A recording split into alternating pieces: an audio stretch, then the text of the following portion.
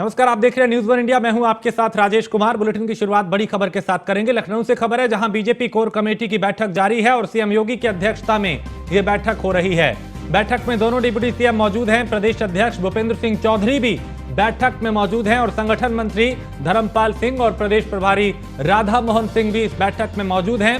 तो निकाय चुनाव को लेकर मंथन का दौर जारी है। समीक्षाएं की जा रही हैं, बैठकें की जा रही हैं, रणनीति बनाई जा रही है, मंथन किया जा रहा है और टारगेट सेट किए जा रहे हैं कि कैसे निकाय चुनाव में बेहतर प्रदर्शन किया जाए, अच्छे नतीजे लाए जाएं, और इसको लेकर बैठक की जा रही है।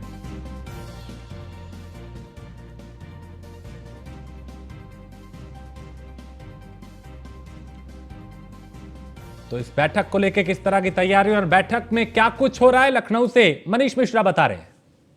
बीजेपी कोर कमेटी की बैठक अब मुख्यमंत्री आवास पे शुरू हो चुकी है। हम बता दें कि भारतीय जनता पार्टी की जो कोर कमेटी बैठक है, जिसमें दूसरे चरण के जो प्रत्याशी है उनके नामों की जो लिस्ट है उसमें फाइनल मुहर लगनी है। अब से कुछ देर पहले ही तमाम जो पदाधिकारी हैं उनके साथ दोनों डिप्टी सीएम भी यहाँ पहुंचे हैं। आपको बता दें कि दोनों डिप्टी सीएम केशव प्रसाद मौर्य और ब्रजेश पाठक बैठक में मौजूद हैं। साथ में प्रदेश प्रभारी राधा मोहन सिंह, प्रदेश अध्यक्ष भूपेंद्र चौधरी और प्रदेश महामंत्री संगठन धर्मपाल सिंह भी यहाँ पे मौजूद हैं। मेरठ, गाजियाबाद, अयोध्या के साथ जो 7 महापौरों के नाम के प्रत्याशियों के नाम है उस पर चर्चा की जाएगी और माना जा रहा है कि दूसरे चरण के जो प्रत्याशी है उनके आज नामों पे जो लिस्ट है, जो पहले के द्वारा भेजे गए थे उन नामों का जो फाइनल लिस्ट है वो पूरी तैयार की जाएगी। और कल एक बार फिर से प्रदेश अध्यक्ष भूपेंद्र चौधरी और साथ ही साथ धर्मपाल सिंह दिल्ली के रवाना होंगे और माना जाएगा कि जो प्रत्याशियों की दूसरे चरण की जो लिस्ट है वो उस पर फाइनल मुहर लगेगी और कल देर शाम तक माना जा रहा है कि भारतीय जनता पार्टी की प्रत्याशियों की दूसरे चरण की जो प्रत्याशी है उनकी जो फाइनल लिस्ट है वो जारी कर दी जाएगी। वीडियो जर्नलिस्ट अमित सानी के साथ Manish Mishra, news one India, Lucknow. तो बैठक में मुख्यमंत्री योगी आदित्यनाथ, दोनों उप मुख्यमंत्री केशव प्रसाद मौर्य और ब्रजेश पाठक भी मौजूद हैं। प्रदेश अध्यक्ष भूपेंद्र सिंह चौधरी मौजूद हैं, धर्मपाल सिंह और कई दिग्गज इस बैठक में मौजूद हैं, जहां मंथन किया जा रहा है, समीक्षा की जा रही है, रणनीति बनाई जा रही है।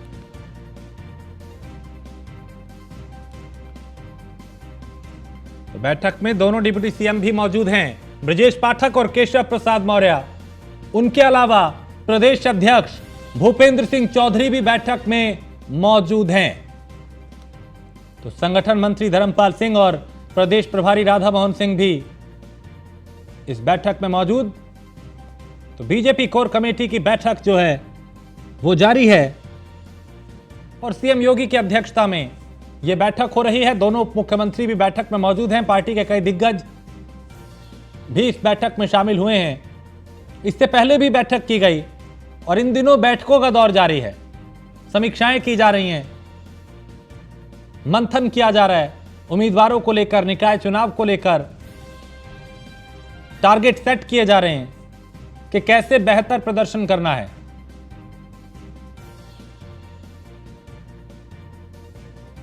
तो सीएम योगी की अध्यक्षता में यह बैठक हो रही है और इस बैठक में दोनों उप मुख्यमंत्री मौजूद हैं, केशव प्रसाद मौर्य और ब्रजेश पाठक। और मनीष मिश्रा लखनऊ से हमारे साथ। मनीष, बैठक हो रही है, इसमें मुख्यमंत्री भी हैं, दोनों उप मुख्यमंत्री हैं, प्रदेश अध्यक्ष हैं, क्या कुछ बैठक में हो रहा है?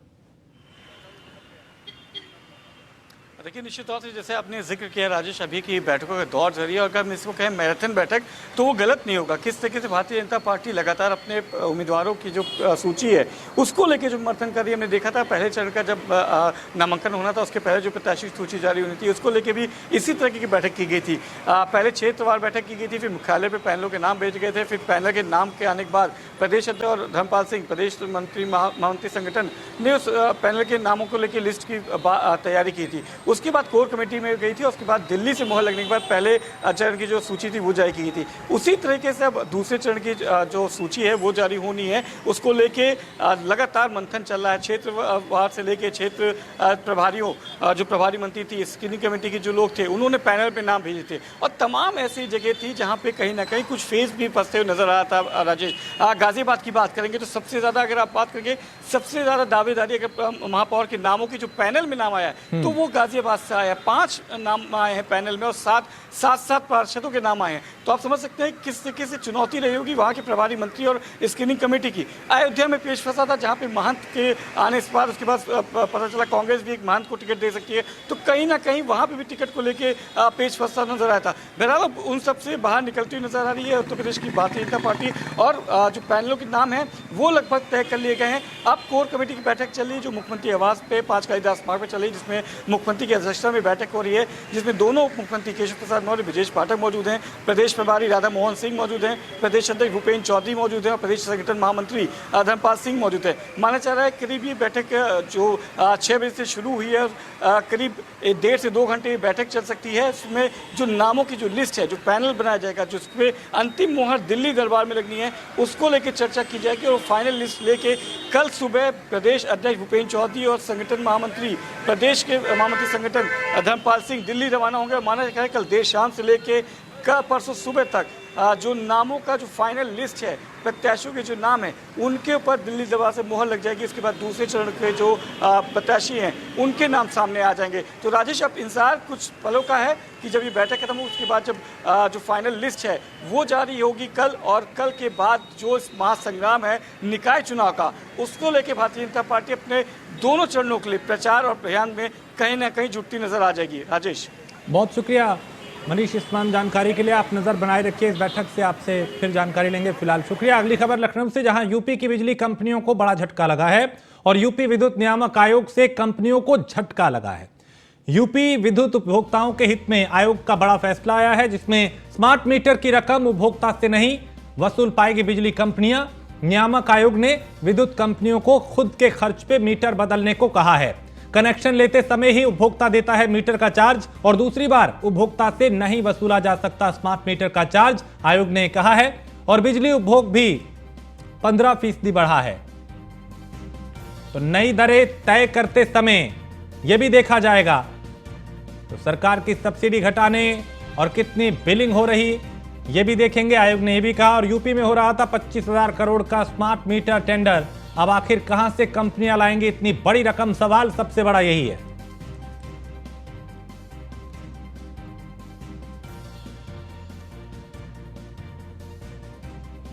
तो बड़ी खबर इस वक्त जहां पे उपभोक्ता के लिए राहत, जबकि बिजली कंपनियों को बड़ा झटका है।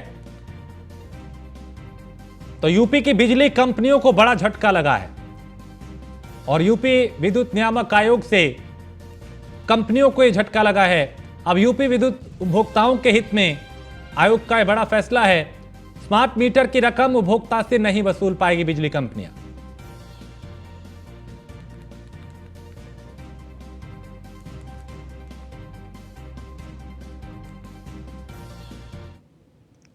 और सुप्रीम कोर्ट ने गोधरा कांड के 8 दोषियों को जमानत दी है। उम्र कैद की सजा काट रहे 8 दोषियों को जमानत दी गई है। कुछ अन्य लोगों को सुप्रीम कोर्ट ने राहत नहीं दी। इन लोगों को जेल में 17 से 18 साल हो चुके हैं और एसजी तुषार मेहता ने जमानत देने का विरोध किया।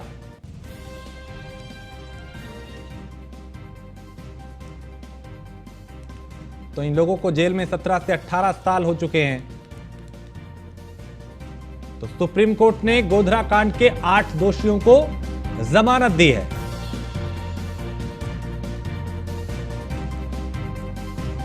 तो उम्र कैद की सजा काट रहे 8 दोषी जिन्हें जमानत दी गई है, कुछ अन्य लोगों को सुप्रीम कोर्ट ने राहत नहीं दी और इन लोगों को जेल में करीब 17 से 18 साल हो चुके हैं।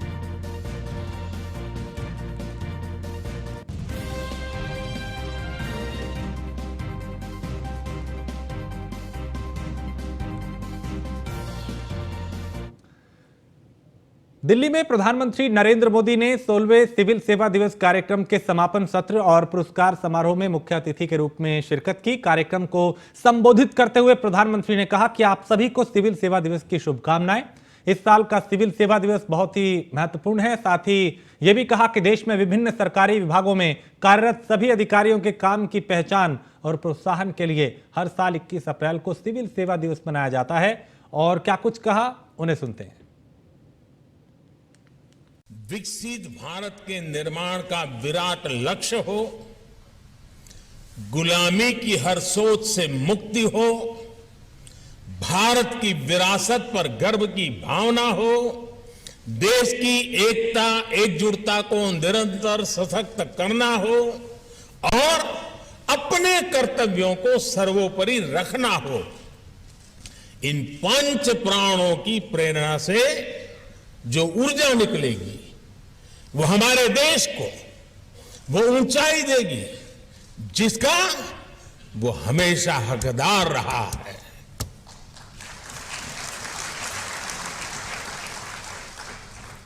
मुझे देखकर भी अच्छा लगा कि आप सभी ने इस वर्ष सिविल सेवा दिवस की थीम का भी विकसित भारत रखी है।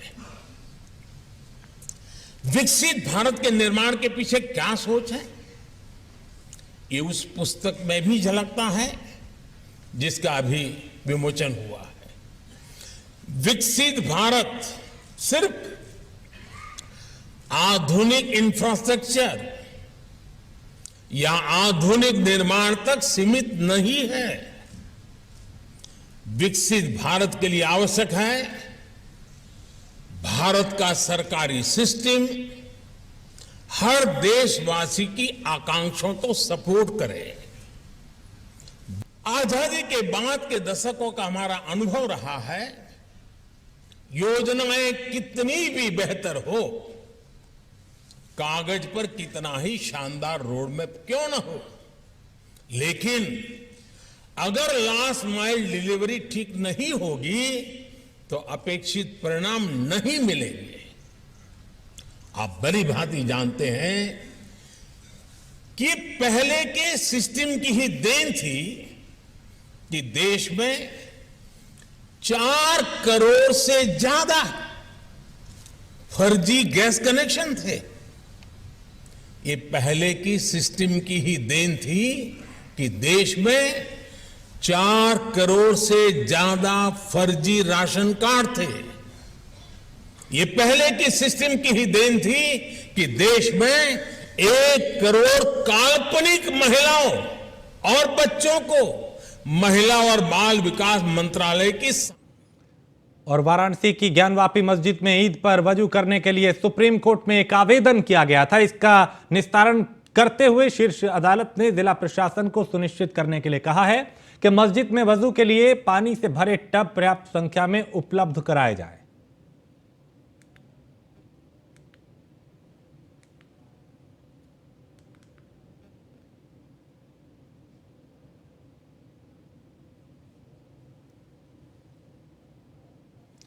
और दिल्ली के साकेत कोर्ट में वकील की ड्रेस में आए व्यक्ति ने एक महिला पर फायरिंग कर दी। बताया जा रहा है कि आरोपी ने महिला पर 4 गोलियां चलाई। कुल 5 राउंड फायरिंग की गई थी, जिसमें से 4 राउंड महिला के ऊपर से निकल गई।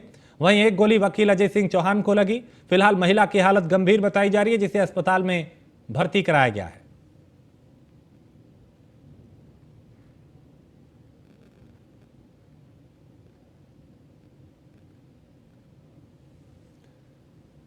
और दिल्ली के कापसेड़ा इलाके में उस वक्त अचानक सनसनी फैल गई जब वहां पुराना मोर्टार शेल जमीन पे दबा हुआ मिला। सूचना मिलते ही जांच के लिए दिल्ली पुलिस टीम मौके पर पहुंची और बम निरोधक दस्ते को बुलाया गया। पुलिस ने बताया कि मोर्टार शेल के सुरक्षित डिस्पोजल के लिए दस्ते को बुलाया गया है।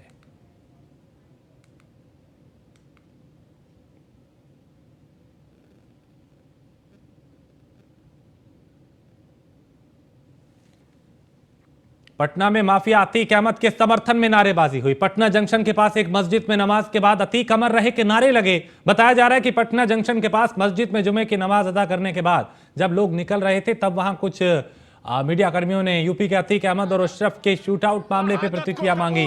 इस दौरान कुछ लोग अतीक अहमद अमर रहे के नारे लगाने लगे और कहा कि यूपी सरकार ने प्लान करके अतीक अहमद को मार दिया। योगी सरकार ने उनको प्लान वे में मरवाया। इसमें आज हमने दुआ किया, या अल्लाह अतीक अहमद की शहादत को कबूल फरमा। आज हमने यही दुआ किया अल्लाह से, अतीक अहमद, अशरफ अहमद और असद अहमद की शहादत को कबूल फरमा। उन्हें मारा गया पूरी तरह से प्लान्ड वे में मारा गया। योगी सरकार ने उनको प्लान वे में मरवाया, इसमें कोर्ट, मीडिया, सरकार और पुलिस सबका हाथ है उसको मरवाने। उनकी शहादत हुई है क्या? बिल्कुल शहीद अकीक अहमद अमर रहा है, शहीद हुआ वो रोजा के दिन में। उसको अपराधियों के जरिए सरकार और पुलिस ने मरवाया, वो शहीद है। पूरे दुनिया के मुसलमानों के नजर में वो शहीद हो गया। गलत काम किया है तो कोर्ट है, कोर्ट भी जिम्मेवार है। कोर्ट ने रिमांड दिया था, पुलिस ने कोर्ट में लिख के दिया था, उनकी सुरक्षा का जिम्मेवारी लिया था, कोर्ट भी जिम्मेवार है। उनको सजा होता फांसी पर चढ़ा दिया। और बिहार में लगातार नेताओं का मंच से गिरने का सिलसिला जारी है। इस बार मंच पे कुर्सी पर बैठे पप्पू यादव गिर पड़े। दरअसल मामला मुजफ्फरपुर जिले का है, जहां महाराजगंज मेले का उद्घाटन करने पहुंचे पप्पू यादव मंच पे कुर्सी पे बैठे थे और अचानक बैलेंस बिगड़ने की वजह से वो गिर गए।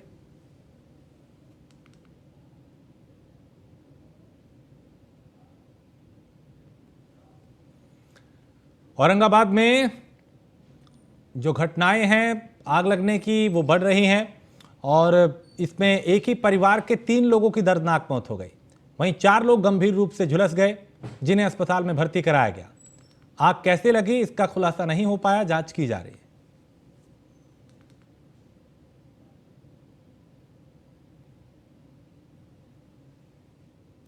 से ही घर में आग लगी। एक घर में जो विनय भूया का घर है, उसमें 3 लोगों की मृत्यु हो गई है, जिसमें 2 महिलाएं हैं। एक 50 वर्षीय महिला है, दूसरा 30 वर्षीय महिला है। साथ ही साथ 2 साल के एक बच्चे का भी मौत हुआ है। इसके अतिरिक्त इसी परिवार के 3 लोग घायल भी हैं, जिसमें कि 2 लड़कियां हैं 20-20 साल की और 1 लड़के हैं, उनका भी उम्र लगभग 14-15 साल है। ये तीनों घायलों को अभी सदर अस्पताल में इलाज के लिए भेजा गया है। 3 जो कैजुअलिटी हुई है, मृत्यु हुई है, उन्हें भी हम लोगों ने पोस्टमार्टम के लिए भेजा है। पूरा घर जल गया, आदमी भी जल गया सर। कितने लोग? 3 जने जल गए हैं पूरा दम। मौत हो गई है? हम मौत हो गई जल पूरी। और कितने लोग घायल हैं? घायल है। और सर्वोच्च न्यायालय के इस निर्णय से शिंदे फडणवीस सरकार को बड़ा झटका लगा है। दरअसल देवेंद्र फडणवीस महाविकास अघाड़ी सरकार के दौरान अक्सर ये कहा करते थे कि अघाड़ी सरकार ना तो पिछड़ों के आरक्षण से जुड़ी मांग को ही सुप्रीम कोर्ट में सही तरह से पेश कर पा रही है और ना ही मराठा आरक्षण दिलाने की उनमें हिम्मत है, और कोर्ट में इसके पक्ष में दलील रखने के लिए जो तैयारी चाहिए वो ठाकरे सरकार के बस की बात नहीं है। भले ही ये पुनर्विचार याचिका महाविकास अघाड़ी सरकार के काल में दायर की गई थी, लेकिन शिंदे फडणवीस सरकार के रहते जब सुप्रीम कोर्ट ने मराठा आरक्षण से जुड़े रिव्यू पिटीशन को रिजेक्ट कर दिया है, तो वर्तमान सरकार ने इस तरह से राज्य की 30% से ज्यादा आबादी को खुश करने का मौका गंवा दिया है।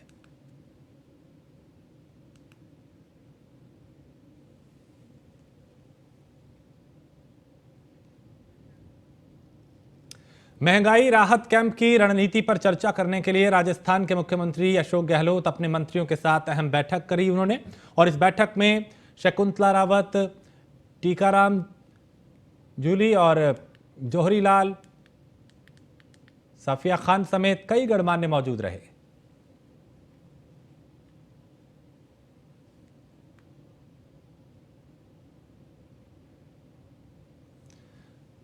और अमृतसर में भगोड़े अमृतपाल सिंह की पत्नी किरणदीप कौर को लेकर एक बड़ी खबर सामने आ रही है, जहां इंग्लैंड जाने की तैयारी के दौरान अमृतसर एयरपोर्ट पे अमृतपाल की पत्नी को विमान में चढ़ने से रोका गया और उनसे पूछताछ की गई।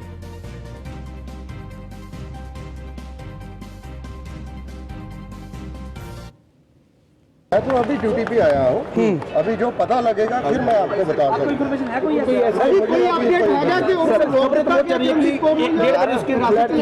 नहीं, मुझे अभी कोई इन्फॉर्मेशन सर इस जगह पे आए हो कि पूछताछ करनी है उस वक्त किरणदीप को? नहीं, मैं तो जनरल ड्यूटी पे आया हूँ। मैं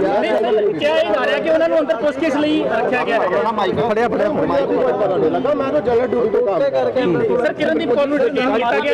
नहीं, मुझे पता नहीं। कहा ये जा रहा है कि उनको डिटेन किया, 1:30 बजे उनकी फ्लाइट थी, 1:30 बजे को डिटेन किया गया है। अगर मुझे कोई रिकॉर्ड पे आएगा। और निकाय चुनाव में मतदान से पहले ही पार्टी पदाधिकारियों की खींचतान में कांग्रेस पार्षदों की 25 सीटों पर लड़ाई के बाहर हो गई है।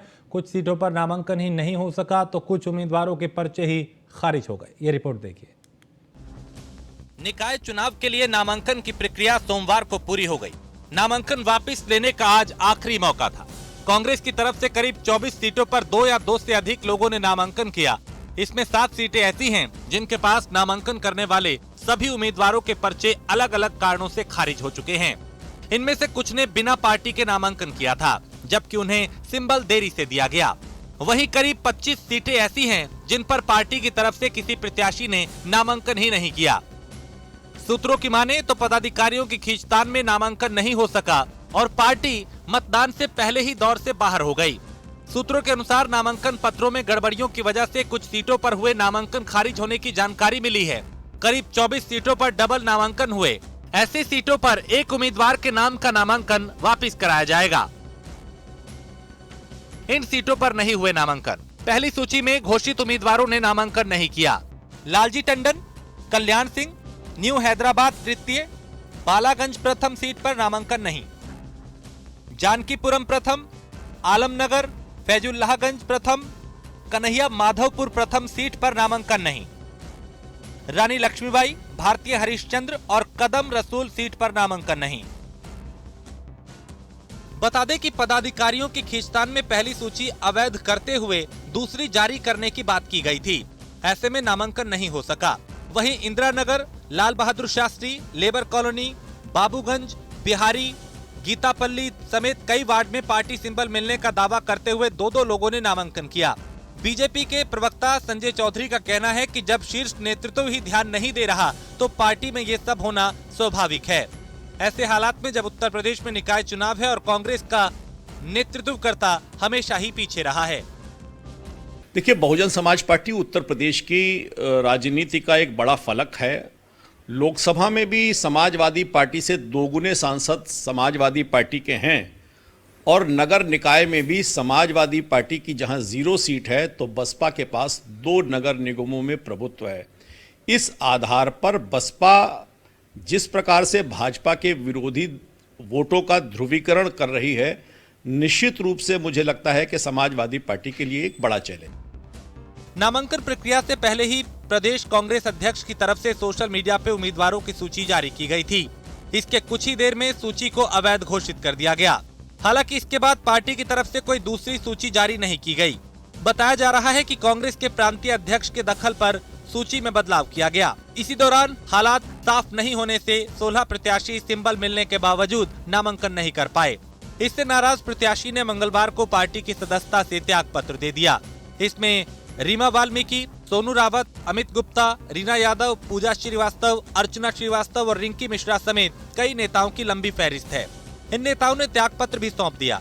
इसे लेकर सपा प्रवक्ता रविंद्र प्रताप सिंह का कहना है कि ये कांग्रेस के लिए बड़े ही दुर्भाग्य की बात है कि ऐसी स्थिति में कांग्रेस अपने उम्मीदवार को टिकट देती है। वहीं साथ ही कहा कि समय पे पर्चे नहीं भरा जाना दुर्भाग्यपूर्ण है। नगर निकाय चुनाव में कांग्रेस प्रत्याशियों द्वारा समयबद्ध तरीके से पर्चा नहीं भरा जाना या अधूरे पर्चे भरा जाना, जिसके कारण पर्चा खारिज हो जाना एक दुर्भाग्यपूर्ण दुर्घटना है।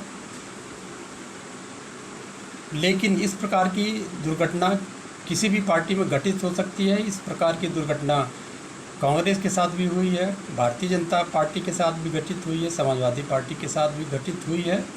लेकिन यह कहने की आवश्यकता है कि पार्टी का सिंबल उसी जिम्मेदार पदाधिकारी को दिया जाए।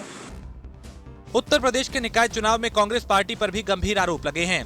पार्टी पहले लिस्ट जारी करती है, फिर उसे कैंसिल करती है, जिस कारण बहुत से उम्मीदवारों को पर्चा दाखिल करने में समस्या का सामना करना पड़ता है। 19 उम्मीदवारों ने नामांकन ही नहीं किया, साथ ही 6 उम्मीदवारों का पर्चा खारिज हो गया। वहीं इस मुद्दे पे जब कांग्रेस के प्रवक्ताओं से बात करने की कोशिश की गई तो कांग्रेस नेताओं ने बोलने से साफ मना कर दिया। वहीं इस मुद्दे पे बोलने से कांग्रेस के बड़े नेता गुरेज कर रहे हैं। उत्तर प्रदेश के निकाय चुनाव में एक बार फिर जो है कांग्रेस बैकफुट पे आती नजर आ रही है, यानी कि 25 आवेदनकर्ता को पर्चा नहीं भरने को मिला, यानी कि कुछ लोगों ने अपने पर्चे दाखिल ही नहीं किए तो कुछ लोगों ने के पर्चे खारिज कर दिए गए। आपको बता दें कि उत्तर प्रदेश कांग्रेस कमेटी पूरी तरीके से इस बार निकाय चुनाव कराने के लिए पूरी तरीके से तैयार थी और इसको लेकर के लगातार टिकटों को लेकर के मंथन भी चल रहा था, लेकिन कहीं ना कहीं बड़ी चूक होती नजर आई, जिसको लेकर के टिकट बंटवारे के बाद से विवाद उठता दिख रहा था, यानी कि कई लोगों पे बड़े बड़े आरोप भी लगाए गए। इसके बाद 19 प्रत्याशियों ने पर्चा ही नहीं दाखिल किया, वहीं 6 पर्चे पे कमियों की वजह से उसको खारिज कर दिया गया। ऐसे में कांग्रेस के प्रत्याशी या कांग्रेस के बड़े नेता इस मुद्दे पर बोलने को भी तैयार नहीं। और इसी के साथ इस बुलेटिन में फिलहाल इतना ही। आप बने रहिए न्यूज़ 1 इंडिया के।